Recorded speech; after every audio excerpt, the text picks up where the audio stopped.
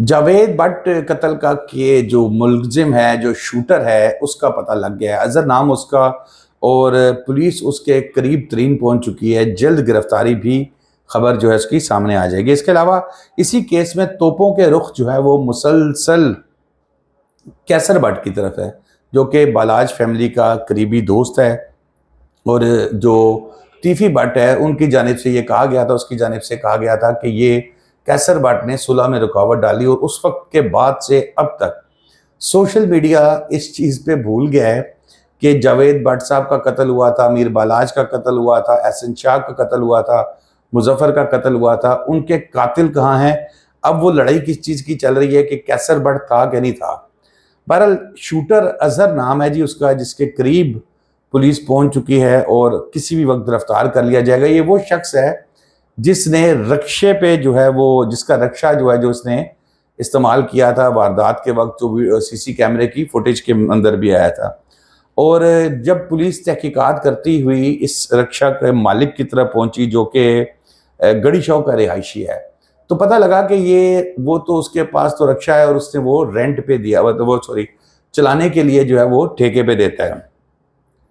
वहां से फिर रिक्शा स्टैंड तक पहुंचे तो एक पुलिस को ये इतला भी मिली कि तकरीबन 7 रक्शे एक ही रजिस्ट्रेशन नंबर के साथ इस वक्त लाहौर की सड़कों पर फिर रहे हैं। ये एक अलग खतरनाक बात है। वरना नॉर्मली होता है ना कि हम अपने बच्चों को, फैमिली को ऑटो में बिठा के उसकी ऑटो की तस्वीर उतार लेते हैं नंबर प्लेट की, कि ज़रा चलो महफूज रहेगा या प्रेशर रहेगा। तो 7 रक्शे जो है वो एक ही नंबर के वहाँ पर है। फिर पता ये लगता है कि ये रक्षा वारदात के अगले दिन से जो है वो उस स्टैंड पे नहीं खड़ा हुआ जहाँ पर ये पहले खड़ा होता था। और अब पुलिस ने जो है वो एक चीज़ तो फाइनल कर ली है कि अजहर नाम का वो शख्स है और उसके गिर्द जो है उसको घेरा तंग कर लिया गया और आजकल में आपको खबर मिल जाएगी, इसको गिरफ्तार कर लिया गया। अब आ जाते हैं जी तोपों के रुख कैसर भट्ट की तरफ कैसे हुए। सोशल मीडिया बहुत बड़ी पावरफुल चीज़ है। एक तो मैं देख रहा हूँ कि टिकटॉक पे भी और बाकी सोशल मीडिया पे भी, क्योंकि मीर बालाज पहले नंबर पे है, पहले भी पहले नंबर पे थे, अब भी पहले नंबर पे हैं। और तीफी भट्ट जो है इसकी तरफ से भी, गोगी भट्ट की तरफ से भी अपना टिकटॉक और जो सोशल मीडिया है इसको एक्टिव कर दिया गया है। और अब वहां पर मुकाबला है, लेकिन वहां पर भी मुकाबले में मीर बालाज अभी बहुत आगे है।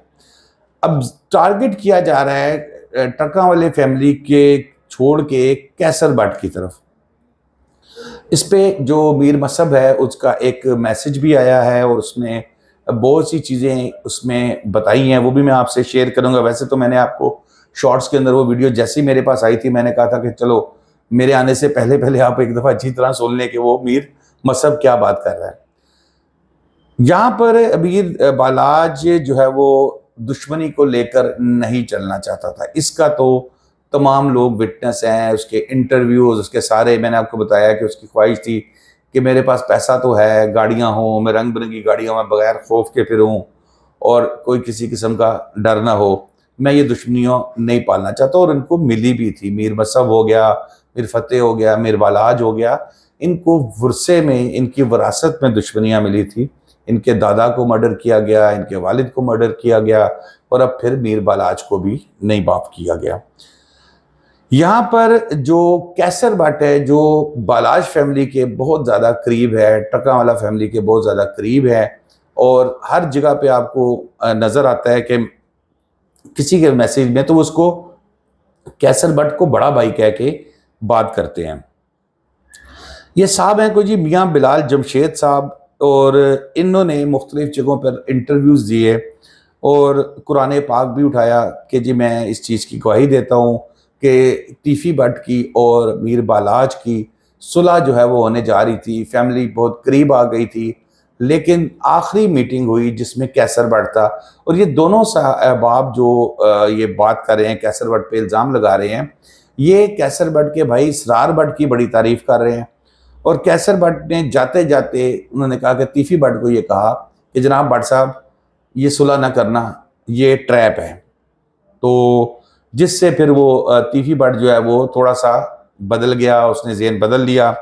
बहरहाल ये इल्ज़ामात जो हैं वो मुसलसल उस पर कैसर भट्ट पर लग रहे हैं। अच्छा, इसमें एक मज़े की चीज़ ये है कि जो ज़ाहिर है सोशल मीडिया का दौर है, सोशल मीडिया वार भी हो रही होती है, ये तो पिस्तौलें भी निकल आई हैं अब। किस मामले में कैसर बट की जानिब से कोई एक वजाहती बयान मेरी नज़र से तो नहीं गुजरा, जिसमें उसने ये तमाम चीज़ें बताई हों कि ये जो बिलाल जमशेद साहब हैं या एक और साहब का भी इंतज़ार किया जा रहा है जो उस मीटिंग में थे, जो इल्ज़ाम लगा रहे हैं वो सच्चे हैं झूठे हैं क्या है।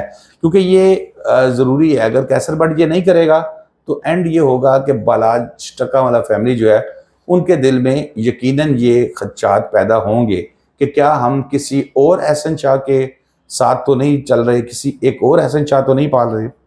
तो ये मीर मसहब का वीडियो बयान जो है अब उस पर मैं आपसे डिस्कस करता हूँ।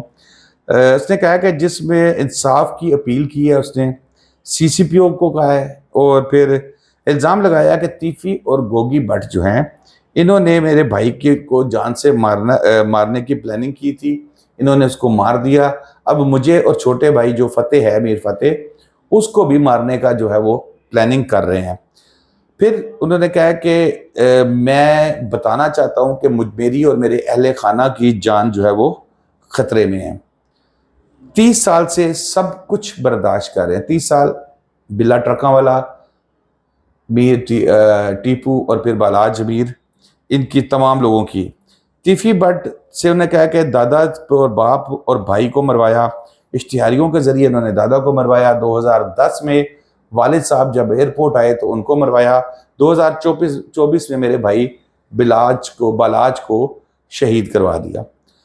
इदारों से सवाल किया कि हमारे मुलजिमान कहाँ हैं, हम कातिलों में हमारे कातिल जो हैं उनमें तीफी भट्ट और गोगी भट्ट शामिल हैं, वो कहाँ गायब हैं, गिरफ्तार क्यों नहीं किया जा रहा, हम मज़ीद नुकसान बर्दाश्त नहीं कर सकते। दरख्वास्त में ये कहा है उन्होंने, और दोनों को जल्द गिरफ्तार किया जाए।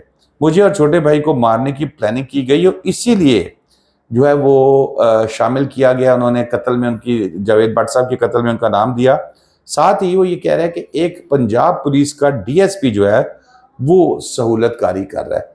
तो दोस्तों अब तक के लिए इतना ही। शादाब रियाज को इजाज़त दीजिए। अल्लाह हाफिज़।